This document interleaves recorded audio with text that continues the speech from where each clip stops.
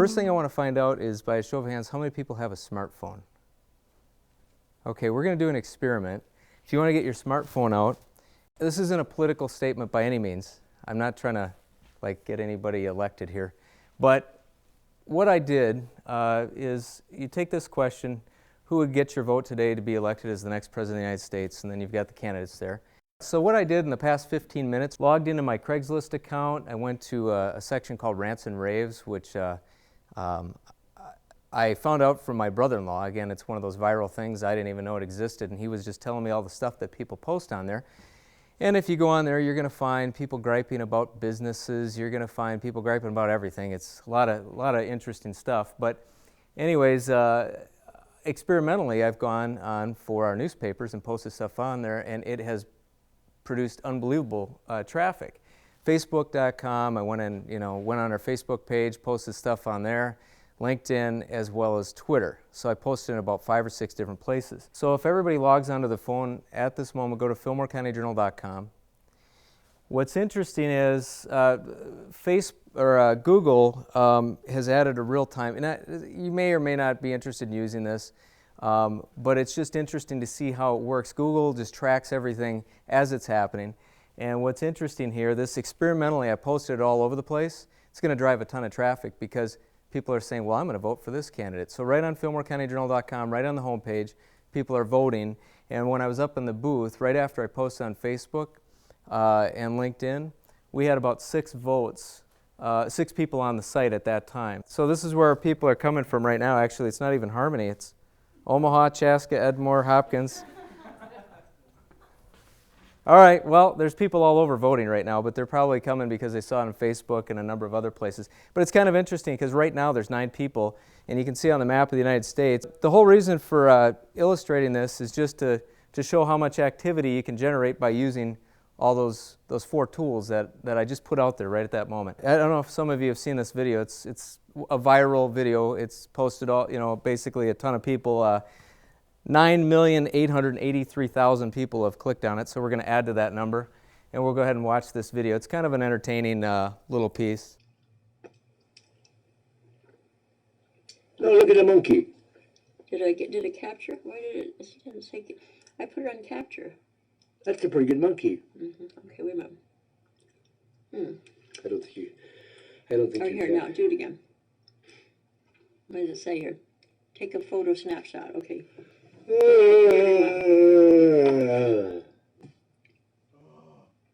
Hello, my darling. Hello, my baby. Hello, my gato. La da to get a pa. La da to go say hi. La gadeza. Hola, pagate. Java to tape. La ba to patado patape. Word. Shoot. It said. I'm so sad. I'm so sad. Look at that. All the wrinkles up there and the cracks in my head. I can do Mrs. Dunbar, couldn't I? Oh, it's perfect, all right. Take a series of photos. I was doing That's that. okay. And you can email these to selected media, but why want to take a picture? This is what happens when somebody's given a webcam, but they don't even realize that they're recording themselves and streaming live to everybody on YouTube. It actually went viral and then eventually ended up on, I think it was Good Morning America and the Today Show, and they had no idea that they were streaming live, putting themselves right on YouTube. They thought they were just taking a picture of themselves trying to figure it out. This is something that we started SMG Web Design back in November of 2009. And what happened was it kind of grew a little bit faster than it grew beyond our initial plans to the point where we had to kind of get into more functional expertise like HTML, PHP, a number of things. It was far beyond just design. We got into development and stuff. And what's interesting is it's grown to the point where the other day I had Michelle and Gabby and Tyler, they handed this to me. And I know we have a lot of leaders of organizations here and business owners and people who are making decisions for their business. And they gave this to me. It was something found on another website, which, basically assuming the business owner knows best. The business owner is uniquely unqualified to see his company or product objectively. Too much product knowledge leads him to answer questions no one is asking. He's on the inside looking out. trying to describe himself to a person on the outside looking in. It's hard to read the label when you're inside the bottle. And when they handed that to me at first, I was like, so what am I doing wrong? And what they were just trying to point out, which is what we're hoping to also just offer up here, is, we tend to get pretty involved and focused on what we're doing to the point where we think, well, I know everything about my business. Why doesn't everybody else just see and understand everything that I'm putting out there? And so it's really about identifying that, recognizing it, and then acting upon it. You got to step back sometimes and take a look at the various how to brand and how to market your company. And these are some brands that represent our company. So the first thing we want to do is just establish just an initial foundation for branding and marketing. Without even seeing a name for a company, the brand on the left here and the brand on the right. Okay, and those two, of course, are notoriously battling brand and brand identity and trying to control market share, and so they're doing all this marketing. If either one of them just stopped for a moment, just to save money, the other one would overpower because, again, it's top of mind awareness. I just bought my first Red Bull tonight because I want a little extra energy, and so I stopped at Quick Trip, and I said, I think I'm gonna get a Red Bull. And the only reason I even thought of Red Bull was this last weekend I was watching MLS soccer, and every guy has Red Bull across the back of their jersey.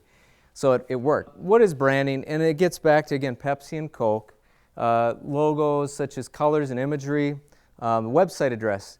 Nowadays, when you're going to start up a business, it used to be that you just say, well, what's available, file with Secretary of State, you pick a name. Now it's like, well, okay, I'm going to name a business. First, I'm going to go and look online to see if that web address is available. And if it's not available, that might actually determine what I'm going to name my business. It's a totally different mindset than what we thought maybe 15 years ago. But it's significant. Business cards, quite often I run into a lot of people, they have a website and they may not have their web address on their business card. That's like designing an ad that you're going to run in the paper. You have a design, it looks beautiful, but then you decide, no, I'm not going to run it. Well, it's really not telling people about where they can find you on the web. It's kind of one of those things that it just needs to be everywhere. That web address needs to be on your vehicle. It needs to be all over the place. Email signatures, any emails going out, I see that from time to time. Companies will send me an email. They don't include a web address with that. And every form of advertising, word of mouth, shirts, vehicle wraps, signage. The most important thing is, what does your brand identity make people think of your company? And that's what branding is all about. Marketing. And I think everybody knows quite a bit about marketing just because 70% of all advertising spent in the world is spent in America. We are the most marketed group of people in the world. Everybody's trying to get us to spend money with them. And the more one company spends on advertising, then their competitors spending more too. It's just a constant thing. But when you're going down the list of marketing, there's stuff that's been around for a long time, such as newspapers, TV, and radio. Direct marketing, direct mail, or even email. Email marketing is becoming a more popular thing too. One thing that we have in our company, we started getting into email marketing, and we basically, you can buy these opt-in lists, and we bought a list for the state of Minnesota for all consumers. We have commercial, we have business ones too, but we bought consumers. And it's about 3.6 million people who actually say, I want you to send me emails about special offers or different things. And we use those to promote our papers. That's primarily what we use them for. But guerrilla marketing, it's kind of like when you're driving downtown Rochester and you see that Statue of Liberty person. I don't know if they're protesting or if they're just trying to get me to stop by and do my taxes there. Positioning is, walking into a convenience store and you see, the cigarette companies used to be notorious for it, but now it's pretty much lottery. You get right up to the front counter and there's lottery everywhere. I mean, they got screens now, they got everything. It's all about trying to get your attention. And then, of course, relationship marketing, which is, the people buy from people, and you can have all the marketing in the world, but this kind of gets back to that word of mouth. If you burn bridges, you're not going to grow your business, and a matter of fact, you're probably going to die with your business. Viral marketing and network marketing, this is where it's getting very interesting because you don't necessarily even have to pay a company to help you get these things going, and that's what we're going to talk about. Here's a great one. This is one that was done by JCPenney, And has anybody ever seen this one? Beware of the Doghouse. Okay, this went viral. It's 4 minutes and 44 seconds long. We're not going to watch the whole thing. But basically, JCPenney had this entire little storyline made, and they put it out there, and it's ended up on blogs and everywhere. My eyes are closed. All right, here we go. Here it is. Okay. This is my anniversary gift? Yep. A vacuum cleaner? Dual bag. This is the best vacuum cleaner you'll ever have, baby.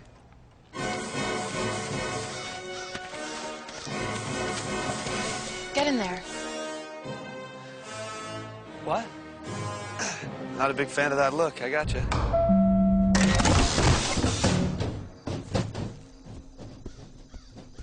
New arrival in 5, 4, 3, 2,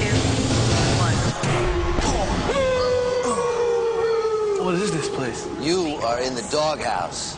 The dog? Since time immemorial, when men have messed up, they get sent here by their wives or girlfriends. Fold. Yeah, but I don't deserve to be here. I didn't do anything. Every man in the doghouse thinks he's innocent. Isn't that right, boys? Look, all I know is that I got my wife this really nice gift, and then now here. What'd you get her? This brand new dual bag vacuum cleaner, actually. Hear that, boys? He got our vacuum cleaner. You're a fool, man. Well, it was dual bag. And dual bag doesn't know why he's here.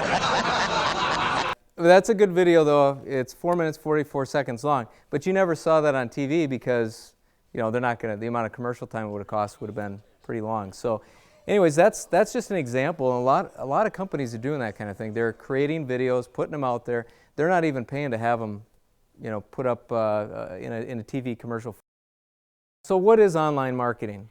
And I think everybody has a little bit of an idea. The problem that I think in general a lot of people have is that there's so many different opportunities. There's a lot of stuff coming at us in all different directions. So it's trying to pick and choose, because really, you know, you could just have a full-time job being a social media junkie. I mean, that's ultimately what all of this stuff is, and there's so much of it out there. So it's trying to weed through it and pick out the stuff that's going to pertain to your business. We're going to watch another video. This one is done by Eric Qualman. He put out a book called Socialnomics a few years ago.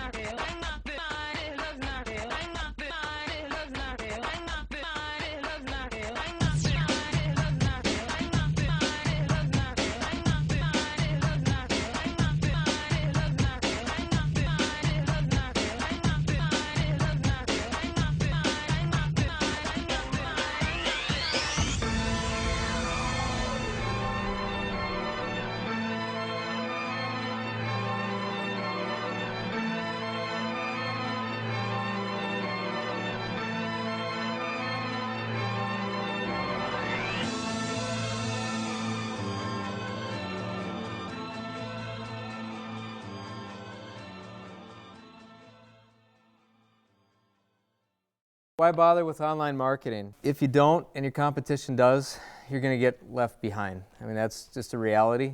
Okay, so you get a website and you get, an About Us page, Contact Us, products, services, testimonials, and even have a nice little favicon. Favicon's that tiny little symbol right up in the top corner when you're looking in the URL. Is my website search engine optimized? We get, we have a lot of conversations with our customers about that.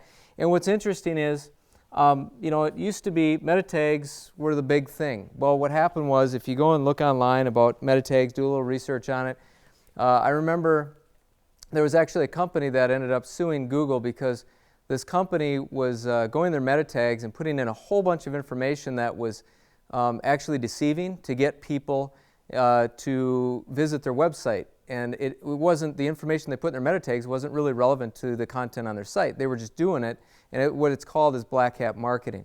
And so they were doing that to drive people to their site. Well, Google said, you can't do that. That's not right. You're deceiving people. So they went ahead and knocked their rank down. Well, what happened was the next day after that happened, from that point forward, they lost 70% of the traffic that they were getting. And they were getting a lot of traffic.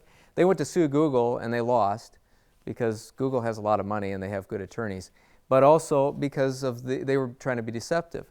So what's happened is, because of the abuse of meta tags, really they can be, as long as they're kept relevant, it helps with your website, but really building a good sound site full of content that's relevant to how you want to attract people to your site, relevant to what your business is really what is going to drive more people to your site.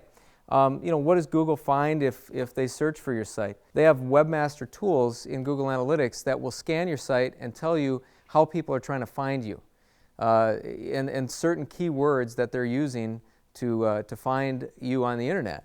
And so what you can do is you take that, you scan it, you say, okay, I'm missing some terms here that maybe I should have on my site, and that'll help drive more traffic to your site. Another thing that's an interesting thing is, I talk to a lot of people who say, well, I want to go buy some, like Google offers an area. If you go into Google, you're doing a search, you'll notice when you type in whatever you're looking for, you'll notice the organic area shows up. Well, to the right of that is the sponsored area. To give you an idea, what happens is a good friend of mine worked for a company up in Rochester called BuyOnlineNow.com. BuyOnlineNow.com they sell, they're kind of like Overstock.com, but they sell like 11,000 different pieces of office furniture. And they spend about $300,000 a month on Google AdWords. So they're going in the sponsored area, $300,000 a month. So the problem is, you go ahead and you're going to pay for, to be in the sponsored area. You got somebody that's spending $3.6 million, and if you're a competitor, they're spending $3.6 million a year. The more you spend, the more they spend. It's just going to keep going back and forth. And the problem is, the moment you stop buying that spot, your organic is what's going to help you grow and have long-term. That's what's going to help and give you the biggest value for ending up high in the ranks. So it's about building a good site. It's just like anything. You could buy it, but then if you stop spending that money, immediately. And people have become a little bit desensitized too. The moment that they go and do a Google search, they'll look at the first one and they'll go, "Oh, they're purchasing that spot. I'm going to skip it. And I'm going to go down to the ones that are not paying for that." In Google Analytics, I showed you a little bit right in the beginning, and it'll be curious to go back and see how many people have voted and which person's going to get elected the next president. But locations, there's a ton of stuff. I can tell you that last night I went to bed about probably 1:15, 1:30. That's why I need a Red Bull. Every morning when I get up, I check our Google Analytics for FillmoreCountyJournal.com, HolmesteadCountyJournal.com, all of our different websites, because I'm just curious of what kind of website traffic we're generating. And I'm curious where they're coming from. And locations, I can tell you in the past year in the state of Minnesota, we've had 499 cities visiting FillmoreCountyJournal.com in the state of Minnesota. And so I go ahead and look at all this stuff so I can get a sense of what kind of activity we're getting, where they're coming from, and it can help you actually make some marketing decisions too. If you see that you're getting a high volume of activity from a particular city, that might actually help you say, well, maybe I need to target some marketing over in that area that I may have not been considering before.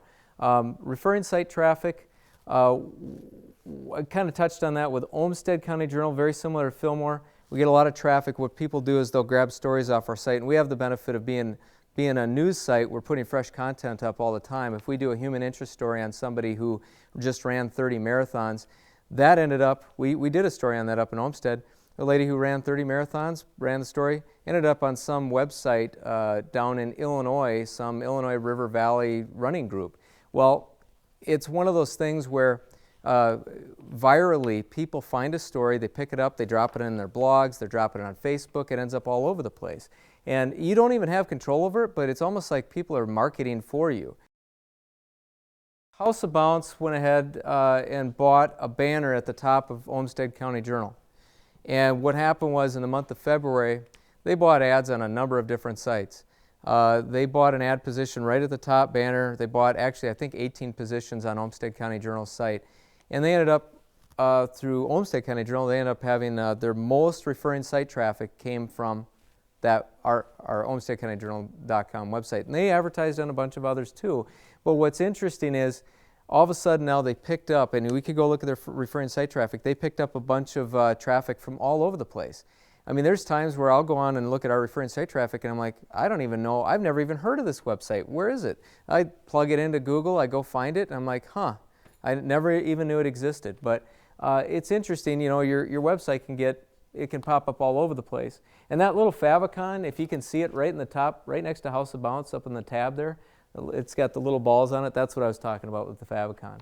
This one was the customer's idea, and I thought it was fantastic. I'm like, you know, what would be great is to have, sit down and make a list of all the possible things that you could have on your site. But Foster Construction, what's interesting, I thought this was great because he's building, he brought this up, and I think anybody who's in construction that's a general contractor should do this. What he did is he said, okay, I got all these other guys that I work with, like HigginsCustomCabinetry.com, he's out of Iota, Flooring Frenzy, you know, a whole bunch of them.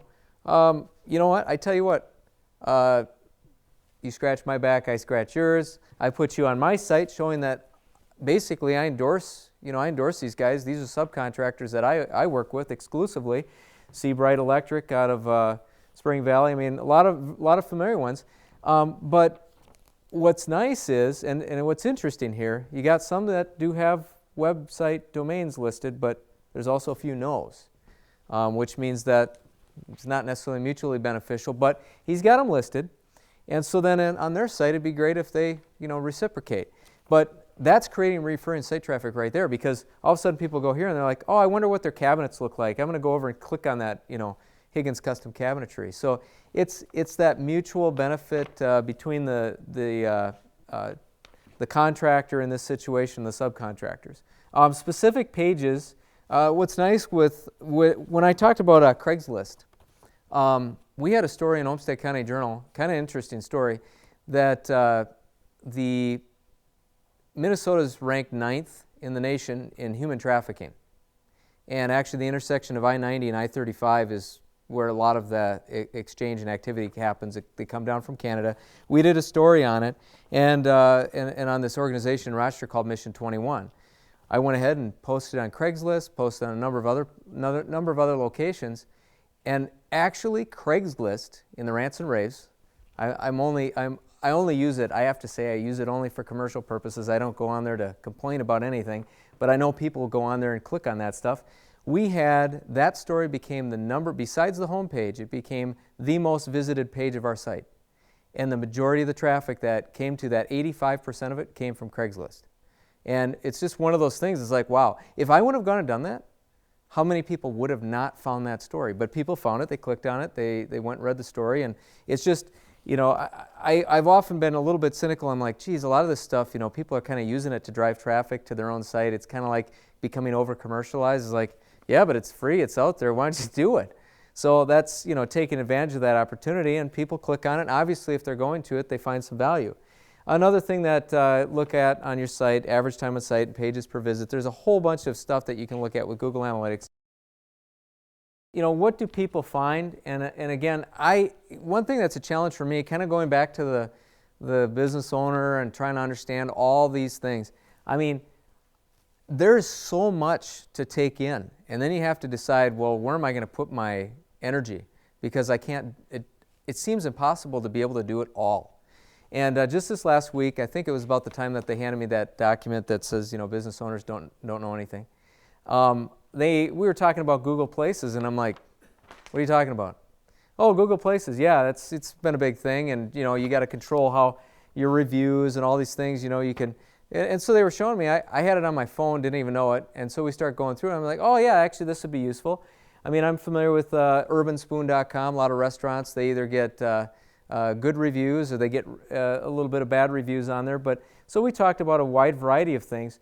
But Google Places, Google Maps, a lot of what we talked about leading up to the presentation here to make sure that we're covering everything is there's stuff out there that's put up on the web that's been there for a while. For example, has anybody been to Victory Cafe in a while? In Preston? Okay, Victory Cafe is on Google Maps. As a matter of fact, there's even a picture of it. There was a hardware store in that location, and now there's Julia Claire is opening up there. Julia Claire Repeat Boutique. But anyways, Victory Cafe, according to Google, you can still go and eat there. And I think they have a couple of reviews too, don't they? We were kind of looking at it, but they're up on the web, and so people, basically what we need to do is every single business is up on the web. The question is, are you controlling the branding and marketing that is provided there? Are you going to look at it and saying, okay, I need to put my hours on there, I need to make sure they have the correct address, is there any other information that I want to put on there? And because it's up there whether you're putting it up there or not. So you go and look and see what's in representing your business. When you do a Google search, just type in your business, and you're going to find a bunch of different things. I know Urban Spoon, I've had different customers get upset because they go and they look at reviews on urbanspoon.com, and the thing is, it's out there. I mean, you got to go out and see what people are saying about your business. It gets back to being able to look from the outside in, and some people have said, you know, I'd like to be able to control that. Reality is, sometimes you can't, but you need to go out and find out what's out there so you can try to do something. We've done quite a bit of e-commerce for clients. Ephraim's Bottle Works, he's out of Onalaska, Wisconsin. This guy, he sells about, I think, 30 bottle cutters a day. I mean, unbelievable. He does great business. Another one, Pet Earns by HTW. Out of Chatfield, Bloodline Outdoors. That was another website that they did, and they have their own TV show. I mean, they post their their videos on YouTube, plus they have them on their website and a bunch of different things. ShopBluffCountry.com is another one that we're working on right now. It's just like Amazon, where each business can have its own store. And another thing that's interesting that's available now, let's say that you're in the canoe rental business or something where you might have to go out and you're outdoors and you want the ability to process a credit card. They actually, if you have a mobile, a smartphone, you can actually plug this little device in, and it's a little white square it goes right in the end of your phone. Plug it in, process credit cards right on the fly, anywhere. A lot of companies are kind of gravitating in that direction. Another thing that will help with your website, if you build a website and then you just sort of forget about it, and about 3 years later you're like, oh yeah, I haven't put any fresh content on your site, you're probably going to see diminishing traffic. You need to update your site quite regularly. And also, let's say that you have new employees. A number of things that I highlighted here. Maybe that when you did your website, you didn't have a brochure design, but now you've got this brochure done. Put it up and make it a PDF, make it accessible. People can download it and print it off. Menus for restaurants, that might be something that you want to do.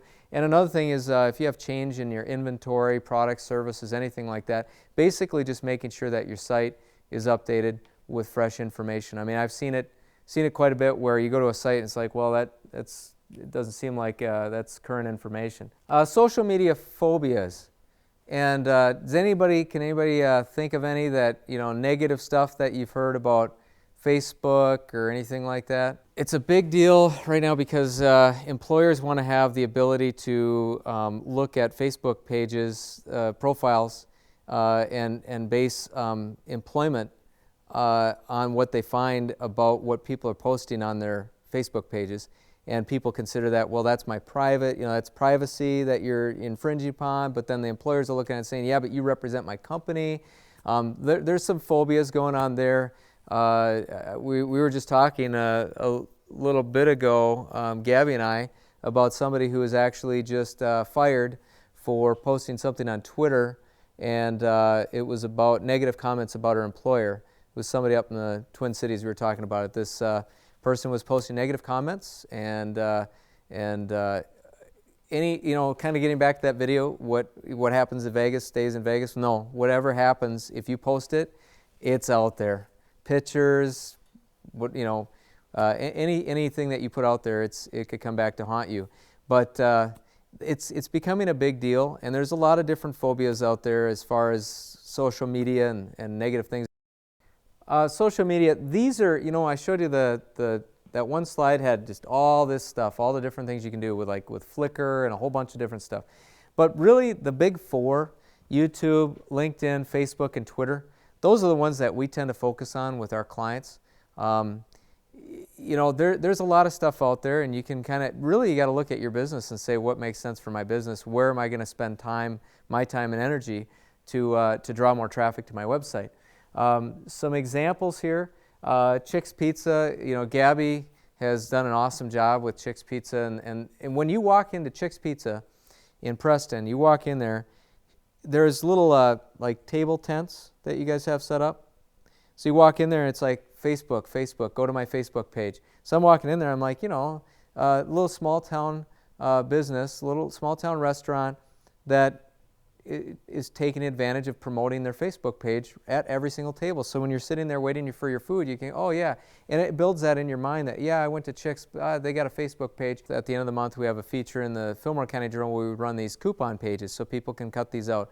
Well, what she does, she'll go on and grab that coupon page and then link it within your Facebook page so that you can encourage people to go get the coupon.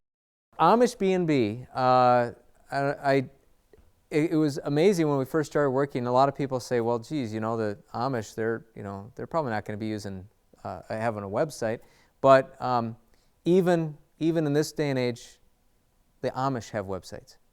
And Amish B&B down in Canton, they have a bed and breakfast down there.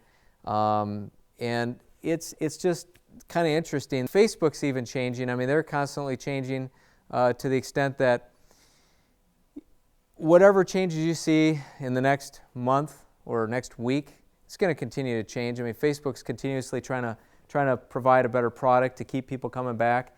LinkedIn, again, this is another one. This is one where it's almost like people are putting their resumes right up on the website. Letting people know about their professional background, maybe their academic credentials or something of that nature. But they're also putting their companies up there. So they're letting people know, setting up company profiles. They're joining groups. They're creating groups.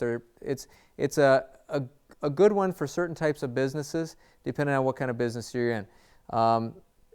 It might make sense for a real estate company, but be of less value maybe to a restaurant. Now, the other interesting thing is when you get into LinkedIn, to me, when it comes to branding, I think it's important to realize, okay, so your employees are putting theirs up and everything. Go and look at their profiles as well. Are they everything that they're putting up and they work for your company represents your company as well?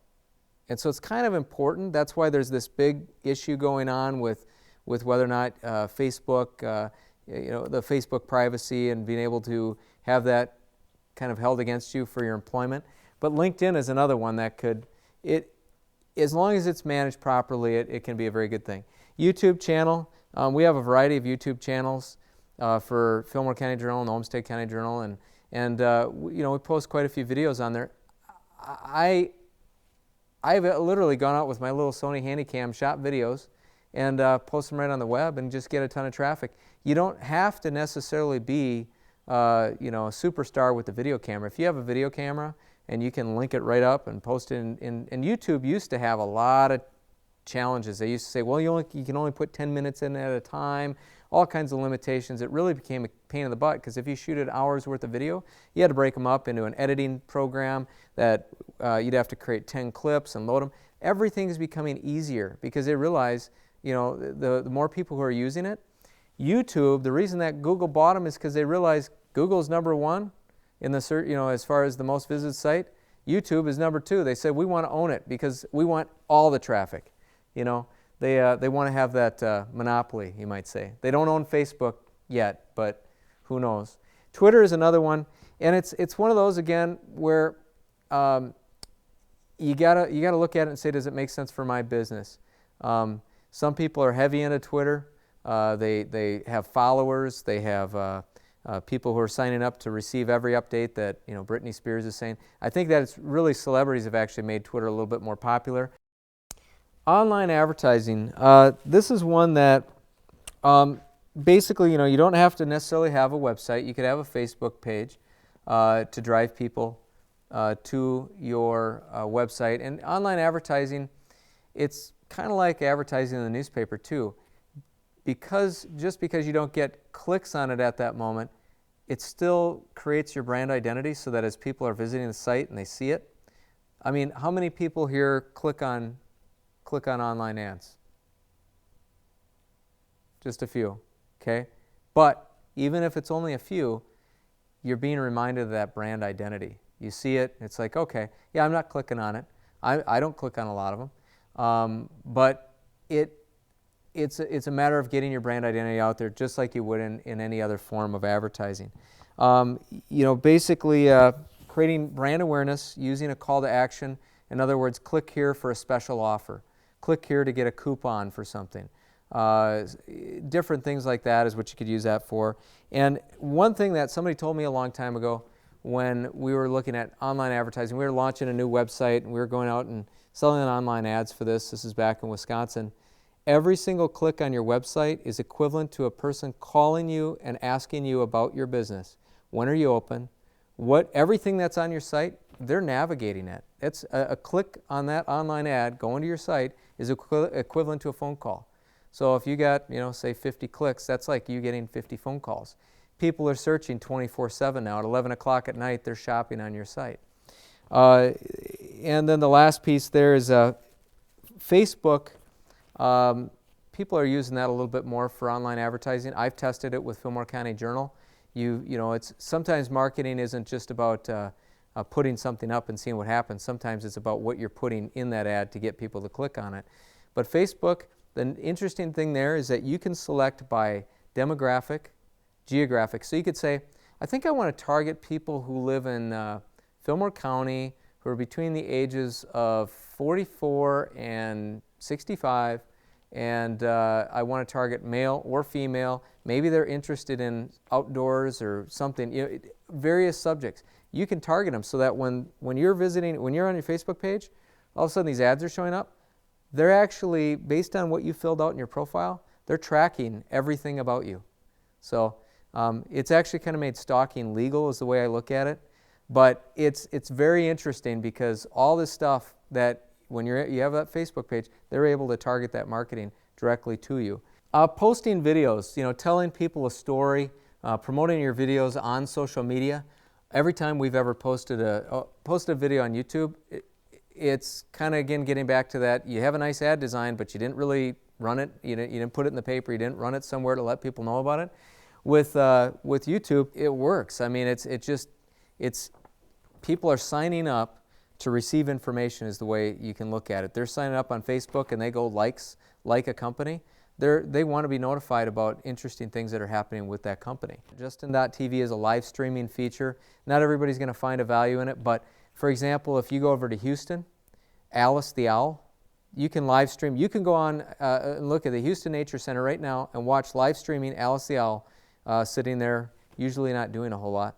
But you can go watch that if you want. And there's a lot of those. You see webcams all over the place, but that's just an example of live streaming.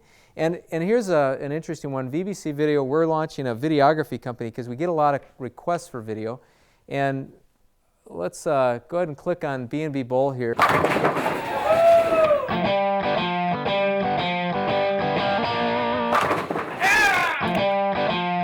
The B&B Olympic Bowl. It's a guaranteed strike for fun and a great meal. Preston's place to be is more than 8 lanes of affordable family entertainment and league play.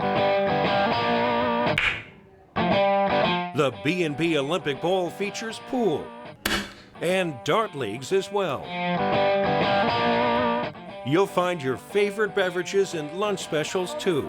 I like this. Thank you. You're welcome. Plus, the B&B is consistently voted #1 when it comes to serving you the Bluff Country's best burgers and breakfast. Great food, great drink, and great times at the family-owned and operated B&B Olympic Bowl in Preston.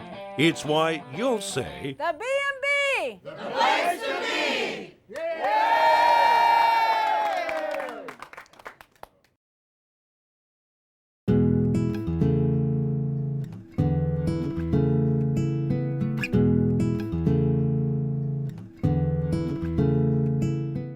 Preston's historic Trailhead Inn is your crossroads to history, relaxation, and fun. Located next to the newly renovated Milwaukee Grain Elevator, the inn offers several options for Bluff Country travelers. The Trailhead's comfortable rooms are easily accessible to the Harmony Preston Valley State Bike Trail and miles of sightseeing, fun, and fishing.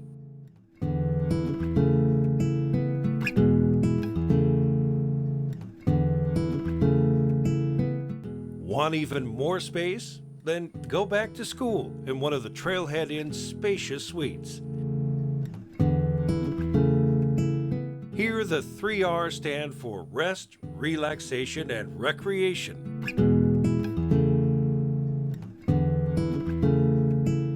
A new hot tub and sauna will melt your stress away.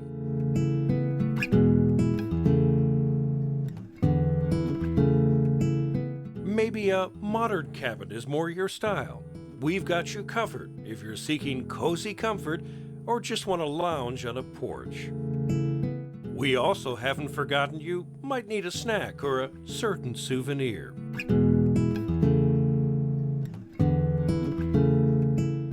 You're sure to forget about the seconds, minutes, and hours as you enjoy a short walk to Preston's historic downtown.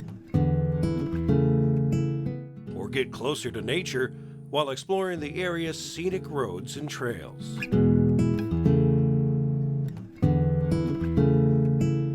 The Trailhead Inn in Preston, Minnesota, where you arrive as a guest and leave as a friend. What's interesting there is I talked to the owners of those businesses, Shelley Hansen with B&B Bowl and Carlisle Corson with Trailhead Inn and Suites.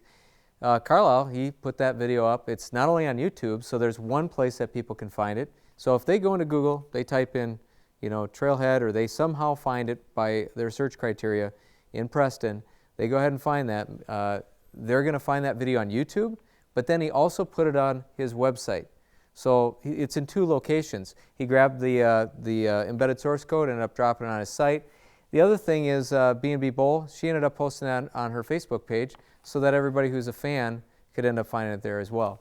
E-marketing, this is one that I kind of covered a little bit when I talked a little bit earlier, but basically e-marketing is a nice, organized, kind of a customized, designed template, if you will, targeting specific groups. And the nice thing is, here's what's really interesting to me, is you can track, we use a software where when we send out, for Fillmore County Journal, when we send out an e-marketing campaign, we'll target about 118,000 consumers and businesses because we own lists for certain markets. So we'll do an email blast. All these people have actually opted in to receive this. So I'm not spamming people.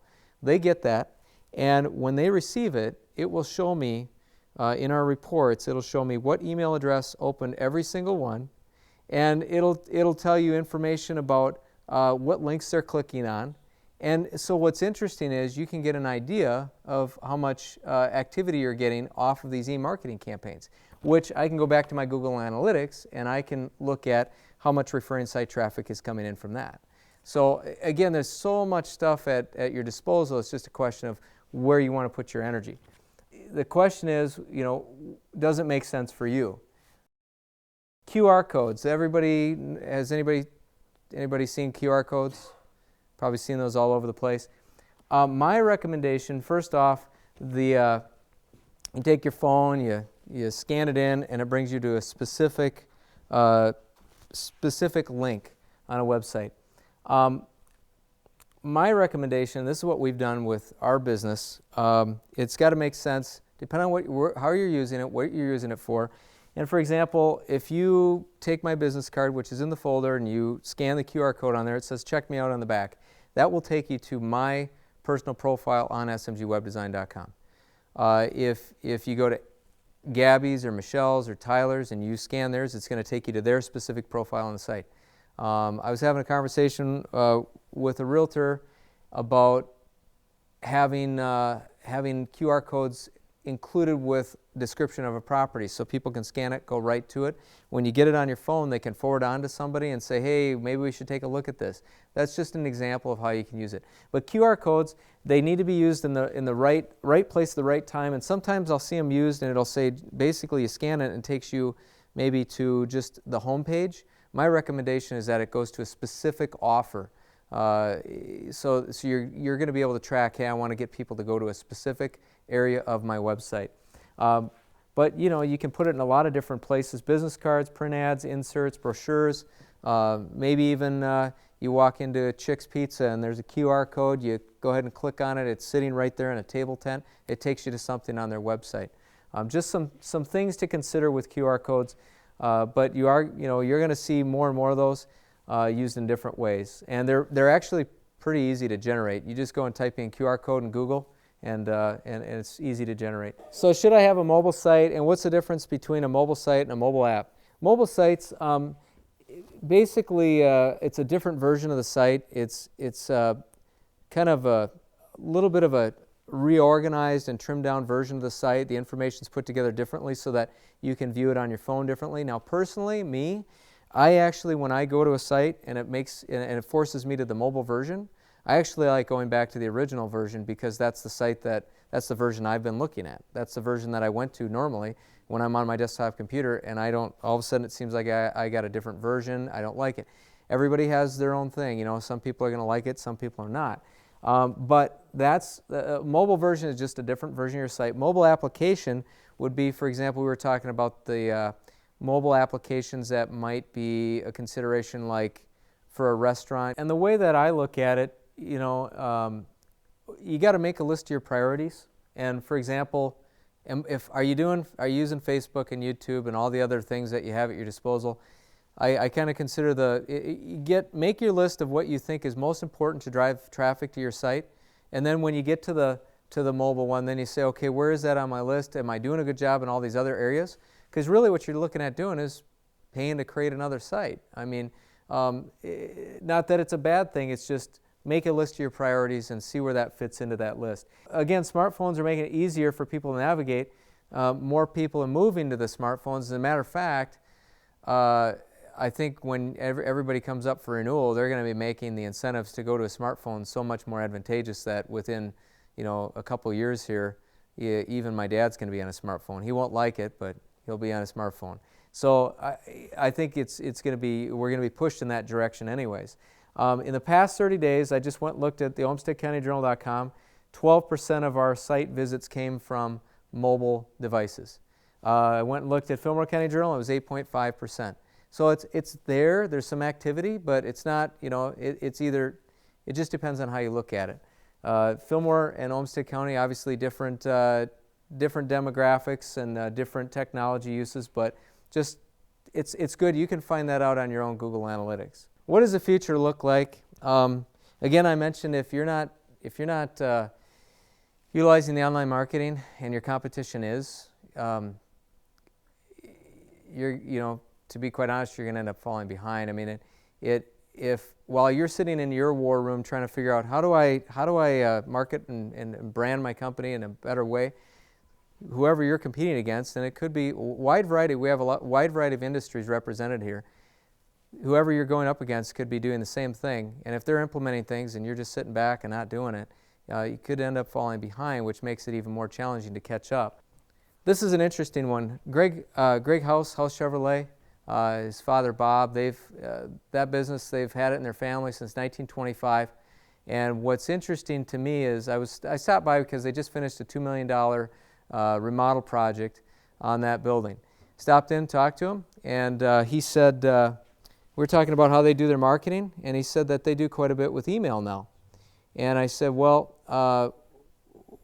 tell me about that. He said, well, we've kind of made it a rule of thumb that we respond to every single email that comes in within less than 3 minutes. And he said, doesn't matter what time. He says he has a sales manager who has a smartphone on his nightstand, and he's taking emails coming in at 1:30 at night, in the morning. It goes off, he gets up, he goes responds, and their goal is to respond within 3 minutes. And the reason why is because somebody's looking for a car, they're looking for a red Chevy Impala with so many miles. He says they go look for it, they're going to be on another site within a minute. Then they're going to be on another site, and then another site. And if they're inquiring from all these different opportunities, and I didn't respond quick enough, somebody else might. And of course, people going on there at 1:30 in the morning is probably a limited crowd, but he's talking more so during the day especially.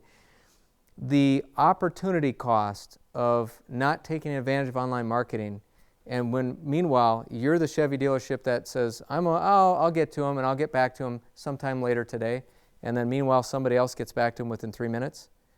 People love that. Matter of fact, I have 13 email accounts in my phone for different things. I get stuff, and if I can respond as quickly as possible, I try to. It's not always possible, but it's one of those situations where if you're not doing it and your competition is, it is going to hurt you. Again, if you ignore your online marketing opportunities, you'll lose control of your brand. There's a lot of stuff out there that might be representing your business, and you want to just make yourself aware of it, if nothing else. There's some people will maybe get a Facebook page going, but then they don't ever do anything with it. They don't put, if you set up a Facebook page and you never put anything up on it, it's never going to get any activity, it's never getting any traffic. And then if you're not putting anything up there, then why bother even connecting it on your site and putting the little logo on there. So it's kind of one of those deals where it's the hokey pokey. You're either in or you're out. If you're going to do it, you got to really commit yourself to doing it. And the challenge is when you're running a business, you own a business, you're heavily involved in that, and all of a sudden you could literally just about hire somebody to just do that. Just please, every day or every week, I want you to go in and put stuff up on my Facebook page to drive more traffic to our site. And the challenge is, it's like, okay, you're running a business, and I know because I get busy with things. I end up having to go and do my social media stuff kind of after hours, after I've taken care of what actually helps pay the bills. Then it's all of a sudden get into the social media stuff, post stuff, early or late. I'll get on starting at 5 in the morning, and before I go to bed, I'm taking another look at it and seeing how we're doing. It requires a tremendous amount of commitment and maintenance. It's one of those things where if you set it up, you can't set it and forget it. You got to continuously keep an eye on it, and I see it being used for all types of different businesses. So it's just a question of how you want to use it. Is it Facebook? I would say Facebook would be a number one. It just depends on what kind of business, though. Maybe you want to consider LinkedIn, Twitter, and YouTube. But for sure, I would try to get set up on Facebook. And do some competitive intelligence searches. Look at what your competition is doing. See how they're doing it versus what you're doing, and if there's any value there. But what's interesting is the stuff that we're talking about today is going to change tomorrow and every single week. So one thing I find, I'm right next door to SMG Web Design. They're right outside my office. And so the newspaper's downstairs, so I'm kind of involved in a lot of different things. I have to check in with them regularly and just to find out, okay, now what happened today? What's new? Because Facebook and LinkedIn, all the big companies, Google, they're all bringing a ton of new technology to the table. So then it's a question of how do I implement and make it, how is this of value to me? Why do I even want to spend time with this? Well, it's trying to find ways to utilize it for your benefit.